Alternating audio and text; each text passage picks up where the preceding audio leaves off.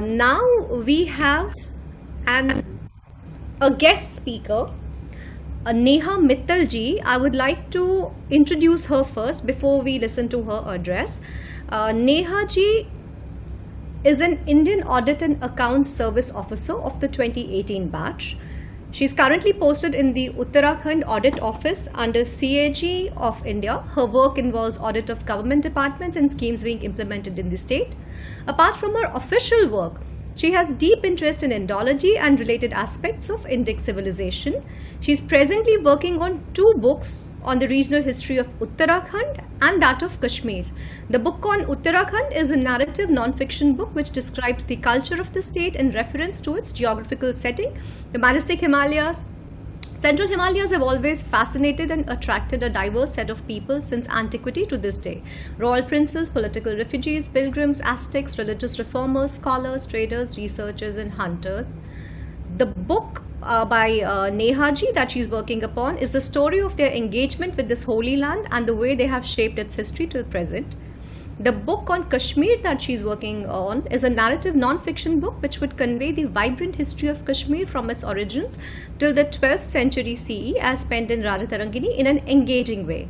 In this process, the book will also bring forth Kashmir's contribution to Indian civilization along with highlighting its connection with various regions of the Indian continent. Neha ji wanted very much to join us live in person, but because of some professional pre-commitments, she could not make it. What she did, she wanted to be a part of this for sure, and she's recorded her speech or her paper for us, and it is entitled Nandikshetra, the Ancient Tirtha of Kashmir. I had the good fortune of interacting with Neha ji on a few occasions while we were preparing for the event. And she said specifically that she would want to make Rajtarangini easier for the common man to read. And I thought I would communicate this. And Neha ji also said that should any delegates or panelists and guests have queries about her paper, they could share it with us and we would make sure that we pass it on to her and she will definitely address those. So I now request Srinivas and Kotegaru to project her recorded lecture and share it with us. Namaste. Good afternoon, everyone. I am Neha Mittal, and today I'll be presenting my paper on the topic Nandikshetra, the Ancient Tirtha of Kashmir. The Nandikshetra is one of the, as I said, the ancient tirth and one of the most renowned tirth in the history of Kashmir. So, through this paper, I'll be describing what this sacred landscape was about and what was its history. And in the process, I will be touching upon the nature-culture linkage, which is visible here. So basically, the natural landscape and how the mythological beliefs are embedded on it and they together transform a place into a tirth. So this is the basic abstract of my paper. So I'll be sharing my screen and let's start with it.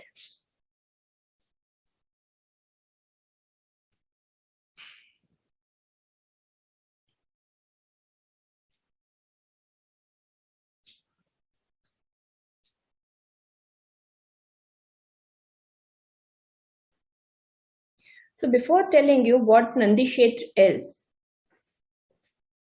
I would first like to tell what is tirth. So I will start with the story from Mahabharat. When Mahabharat war had ended, there's a conversation between Bhishma, who is lying on the bed of arrows, and Yudhishthir, his great grandson.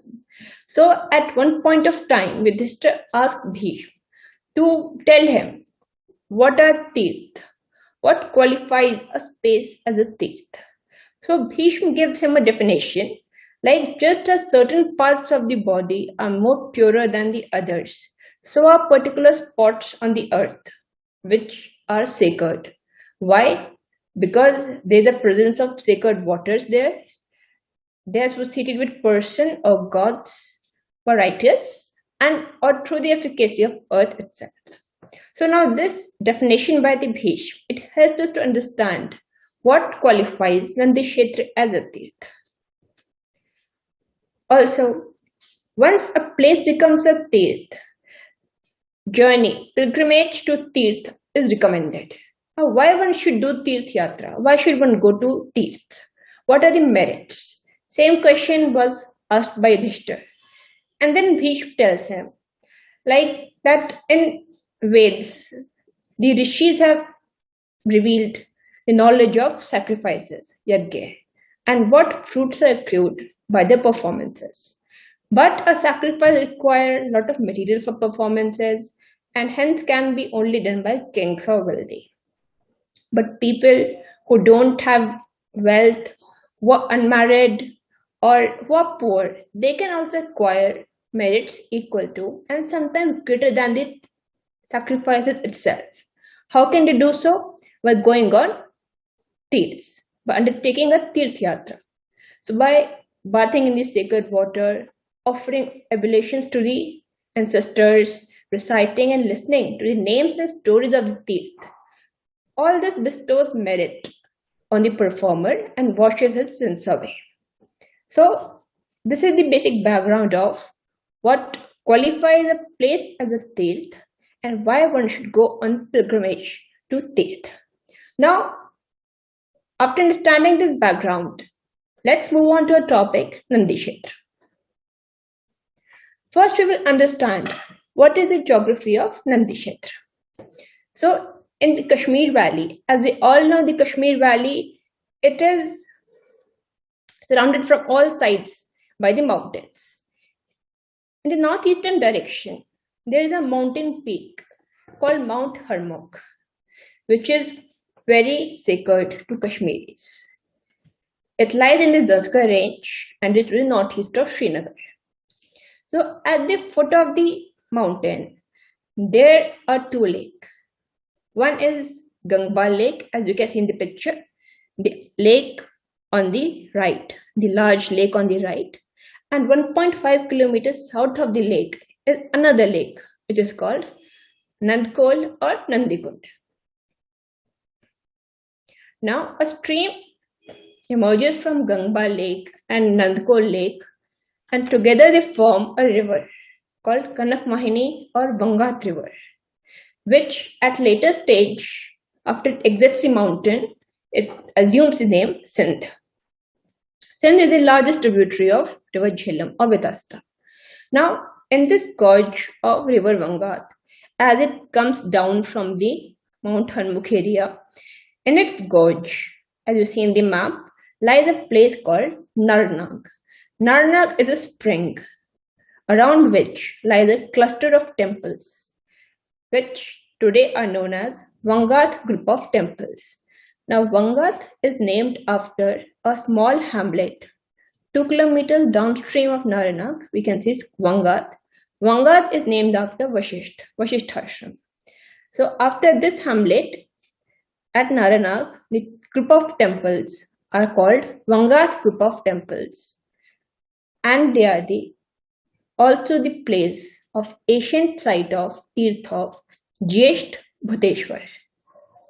So this whole landscape, Mount Harmukh and two lakes of Gangbal and Nandikund on its foot at its base, and then the ancient site of Jyesht and Bhuteshwar in the gorge of Bangat River, all this comprises the sacred landscape of Nandikshetra. One classification that I would like to give you is that Nandkol Lake is also called Kalodak Lake in ancient scriptures and Nandikund. Similarly, Gangba Lake has also been referred as Uttamanas or Harmukh Ganga in ancient scriptures. Now, once we have become thoroughly accustomed to the geography of Nandikshetra, now let me tell you about the story which is associated with the Nandikshetra. This story has been narrated in Nilmat Puran, which is the cultural Puran of Kashmir and a very good encyclopedia of knowing about the ancient places, festivals of Kashmir. So, as per this story, in ancient times, there lived a Brahmin named Shilat who had no son. He performed a severe penance to obtain son. So the Shiv was very pleased by his penance. So he instructed Nandi, his Vahan or chief gun, to take birth as Shilad's son.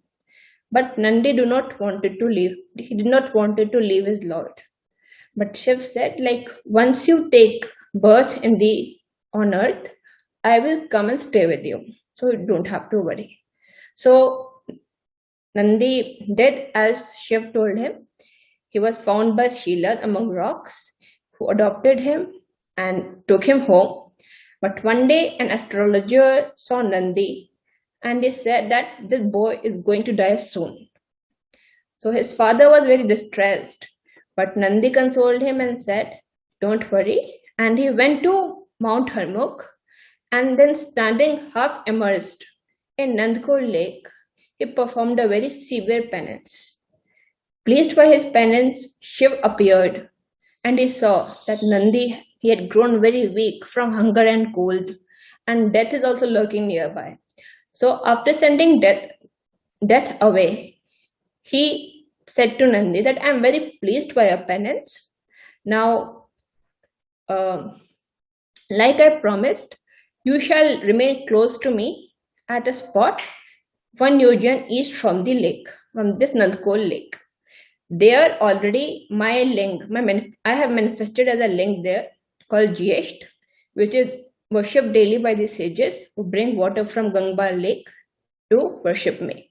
So there, sage Vashisht will erect an image of me and you, and that image will be worshipped by everyone. Saying this, he and Nandi together climbed the Mount Harmukh peak. Now, Mount Harmukh also called as Kailash of Kashmir because there Shiv resides with Parvati and his sons and his guns. So, this is the whole story of Nandikshetra. So, looking at the definition of Tirth that Bhishma gave, and after listening to this story, we can understand that what qualifies the Nandikshetra as a Tirth. First of all, it is like the association with gods, like Shiv himself is present at Mount Harmukh. Then in Nandkol or Kalodak lake, Nandi, he performed such a severe penance. Then, pleased by his penance, Shiv directed Vashisht to erect the image of Shiva Nandi at Bhutesh. So, Shiv and Nandi, they together, their sacred image was consecrated at Bhutesh. So now this whole association of Mount Harmukh, Nandkol, Bhutesh, Jyesht with Shiv and Nandi together transforms into a Shiv landscape, Shiv sacred landscape. Now apart from this association with Shiv, there's another cultural significance of this area. And if we look by the definition given by the Bhishma, like apart from being associated with righteous person and gods, there is also presence of sacred water, which qualify the place as a Tirth. And as the name suggests, the Ganga lake, it is considered very sacred because it is considered to be the source of Ganga. So the next topic I would like to discuss is Kashmiri Ganga. So now we know, like we all know, that waters of Ganga, they are held very sacred by the Indians. In fact, this psyche of which believe in the purifying and nourishing powers of water, it has been prevalent since Vedic period. Like by drinking and bathing in this sacred water, they do not only physically clean a person, but they also washes away his sins. So in Indian civilization, no water is more symbolic of these powers than Ganga, the very embodiment of sacredness against which the worth of other tirthas is measured. So Ganga is one of the central pearls of Indian, or I should say Hindu civilization. So due to this centrality, it happens like there's a translocation of Ganga on the regional rivers. Like we know, the Ganga, it comes from Himalayas, it flows through the Gangetic plains, and it merges with the sea in the Bay of Bengal. That is the Ganga, original Ganga. But in different regions which are far away from Gangetic plains, their original river is identified with Ganga. And in case of Kashmir, it is River Sindh, which is a 108-kilometer long river and is the largest tributary of River Jhelum, which flows through the valley. So, as per the story in Nilmat Puran, Sindh is an embodiment of Ganga when sage Kashyap, who was the founder of Kashmir Valley, when he requested River Vitasta to come and purify these lands, she asked help from other goddesses. So Ganga came to help Vitasta on request of Kashyap. So she came in the form of River Sindh. Now another popular tale which is associated with Ganga is that her descent. So Ganga used to flow in the heaven, but she descended on the earth at the penance of King Bhagirath, who wanted to liberate the souls of his 60,000 uncles. And like they had a curse, like they would not achieve any salvation unless their ashes are touched by the pure waters of Ganga. So, pleased by his austerities, River Ganga agreed to come on the earth. But she warned Bhagirath, that my fall will be so turbulent that the earth will sink under its weight. So, Lord Shiv, he caught the fall of Ganga in his hair and he released her waters in gentle streams.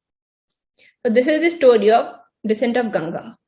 Now, if we look at River Sindh and her origin, today the modern geologists they place the origin of River Sindh in a glacier near Jojila Pass. But for the ancient Kashmiris, her source was at Gangwal Lake, which is also called Harmukh Ganga. So now if you see, like I believe this identification of River Sindh as Ganga and its location of its source at Gangbal, there were very strong like cultural underpinnings. Like Gangbal Lake is just situated at the foot of Mount Harmukh. Now Mount Harmukh, it used to be called Harmukut, like the crown of Shiv or the diadem of Shiv. So Mount Harmukh is Shiv's head, and from the melt of glaciers on the Mount Harmukh, the Gangbal lake is formed, and from which the River Sindh, the main stream of River Sindh, emerges. So it literally evokes the story of River Ganga, like of Ganga descending gently from the matted hair of Shiv. So basically, it is like the melting of glaciers gently from the slope of Mount Harmukh give rise to Gangbal, and which give rise to River Ganga or Sindh. So I think this has this underpinnings, cultural underpinnings, the strong nature and cultural linkage.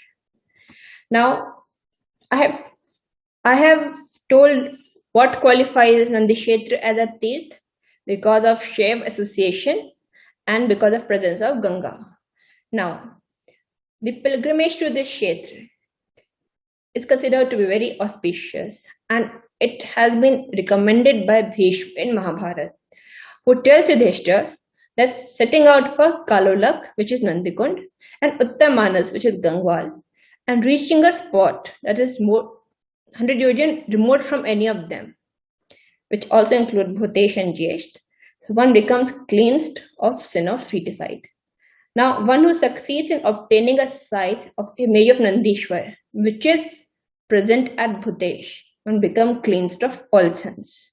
Similarly, there is another reference to Nandko Lake, which says that having gone to Kalodak, one obtained one's breath of life again. This is keeping in spirit with the story of Nandi, who obtained his second life when death was about to snatch him away. Now, the pilgrimage to Nandikshetra is very ancient, as recommended in Mahabharata. But now, in modern times, it has ceased. But this pilgrimage to Gangbal, it continues till today. The status of Gangbal in Kashmir, which is similar to the Tirtha of Haridwar on bank of Ganga. Now, Haridwar is a place where the last rites of a deceased person are conducted by his family and relatives. Similarly, in Gangbal, the asthi or bones of dead person were immersed by the relatives who undertook this difficult pilgrimage. This pilgrimage to Gangbal, it finds mention in Rashtarangni of 12th century, and it continues through the literature of colonial period. So we have a British civil servant, Walter Lawrence, who had visited Kashmir many times. He described the pilgrimage in his book, The Valley of Kashmir.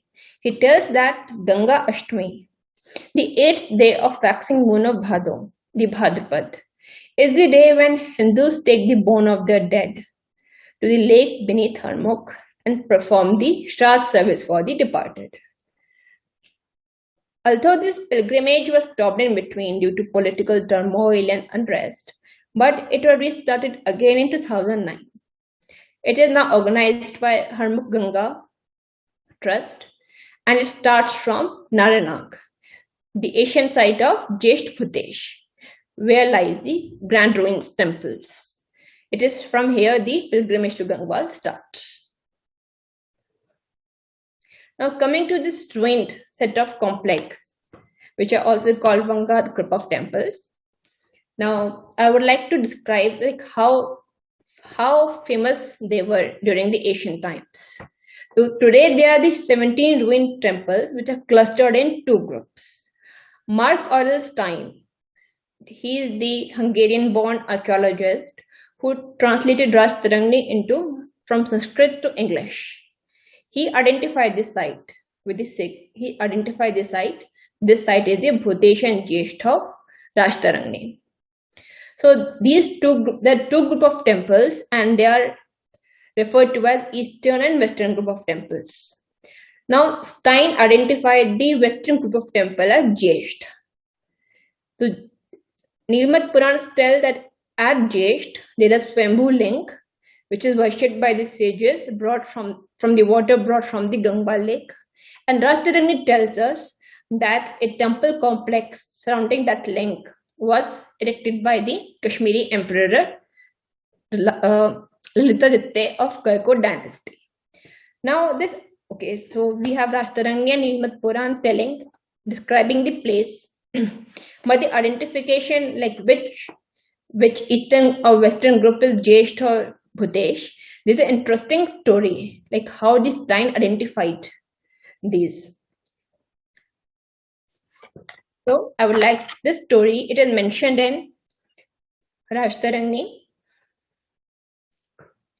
So there was King Avantivarman of Utpal dynasty. So he had a loyal and efficient minister, Survarman.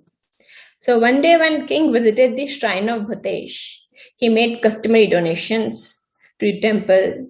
So when he was kneeling before the image, he found that the priest have put hak, a wild vegetable, which grows in wild. He had put that as an offering in front of Lord's image. So he asked, why have you done this? So the priests tell that the lands which belong to the Bhutesh, they have been usurped by Dhanav, a powerful Damar. He's a powerful feudal lord, and we have nothing to put before the God's image. And that Damar is also a friend of your minister Survarman. So the king did not say anything and he abruptly returned. So when Survarman came to know about everything, he went to a nearby shrine of Bhairav and he summoned Dhanav there. So when the Dhanav arrived and entered the temple, his head was cut off in front of image of Bhairav and his body was deposed in a tank nearby. So by killing Dhanav, the minister signaled his loyalty to the king and made king complete his worship. So this incident was used by Stein to identify the Eastern and Western group of temples. So, since around a temple complex, there's no other water tank except one at northeastern corner of eastern group of temples outside its enclosure wall. So Stein identified it as the tank where the Dharm's body was deposed. So this tank was described by Stein as an oblong tank lined by ancient slabs filled with limpid water of a spring. And this spring is today called as Naranag. In ancient times, it was called as Sudar Spring. And near the tank and outside the enclosure stands a small solitary ruined temple, which Stein identified as Bhairav Shrine, where Dharma was killed. So this location, due to this location of tank and Bhairav Shrine, just outside the walls of an eastern group of temples, Stein identified it as sacred site of Bhutesh and the western group of temples as Jesht. So if we summarize all the references one find of this sacred site in Rashtaranya, we find that it was frequently visited by the political class of Kashmir, who donated generously to the temple. So we have King Narendra Ditte, who built a stone temple at Bhutesh and offered several flowers made of precious stones. Then we have Kashmiri conqueror Lalita, who erected a lofty stone temple of Jesh Rudra, and he also dedicated a large sum of treasures he won from his expeditions. Then we have King Sandhimati Ariraj, who abdicated his throne and he retired to Bhutesh, where he lived as a simple mendicant. Then Kalhan, the author of Rashtaranya, he records the yearly visit of his father minister, Champak, to Nandikshetra, where he distributed his wealth generously. Champak introduced this sacred Tirtha to the great king Jaisimha, and the latter made arrangements for celebration of a festival at full moon of Ashad.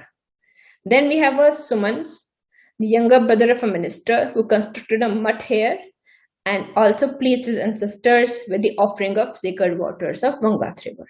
So in a nutshell, this whole site was frequently visited by the political class, very famous among them. So summing up some of my lecture, it is like the landscape of Nandikshetra. It became a tirth on the account of its association with Shiv and his chief gun Nandi. Mount Harmukh is the Kailash of Kashmir. Nankol is the sacred lake where Nandi did his penance.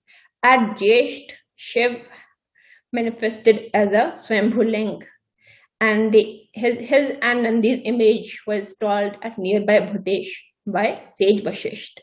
And then frequent visits and donations by the royalty of Kashmir, it transformed this tirth into a very large complex, the ruins of which are today a testimony of its grandeur. Also adding to the sacredness of the landscape was the presence of Ganga in the form of Gangat river, which originate from the Gangwal lake at foot of Mount Harmukh. And the imagery of this Gangbal at the foot of Mount Harmukh, it replaced the cosmic descent of Ganga on earth first in Shiv's matted hair, who released his sacred water in gentle streams. And this annual pilgrimage to the lake by Kashmiris, they highlight its importance in the Kashmiri culture, which is akin to that of Haridwar for subcontinental Hindus, where they perform Shraddh and funerary rites for the deceased. Thank you. Thank you, Srinivas Karu.